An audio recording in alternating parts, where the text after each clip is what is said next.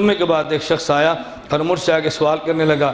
میں نے کہا جی جمعے کے بعد؟ میں نے کہا کریں سوال۔ مجھے کہنے لگا تقلید واجب ہے؟ میں نے کہا جی ہاں۔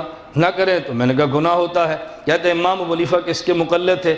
میں نے کہا کسی کے بھی نہیں۔ کہتا ہے خود گناہ گار ہوئے نا؟ میں نے کہا نہیں۔ مجھے کہتا ہے جب تقلید واجب ہے، تقلید نہ کرنا گناہ ہے، تو امام صاحب کسی کے مقلد نہیں، وہ گناہ گار نہیں ہے؟ میں نے کہا نہیں۔ مجھے کہتا ہے کیوں؟ میں نے کہا دو مسئلے تو بتا، یہ تیسرا تجھے خود سمجھ آ جائے گا۔ مجھے کہتا ہے جی وہ کیا؟ میں نے کہا ہر انسان پہ نبی کا کلمہ پڑھنا فرض ہے؟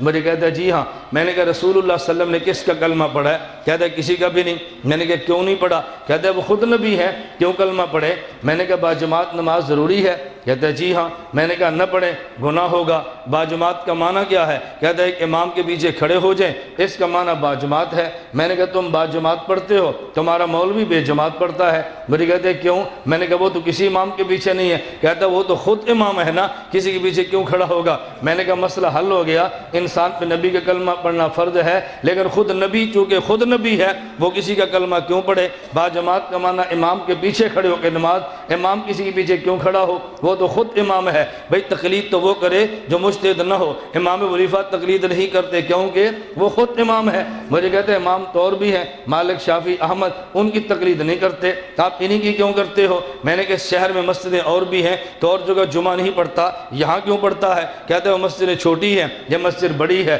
میں نے کہا وہ امام چھوٹے ہیں اور یہ امام بڑا ہے۔ مجھے کہتے ہیں سائیں آپ دلیل نہیں دیتے، مثال دیتے ہو۔ میں نے کہا مولوی لا پھر دلیل دیں گے تو جیسے جاہل کو مثال دیں گے۔ تجھ سے ہماری مثال قابو نہیں آ رہی تو دلیل کیسے قابو کرے گا تو؟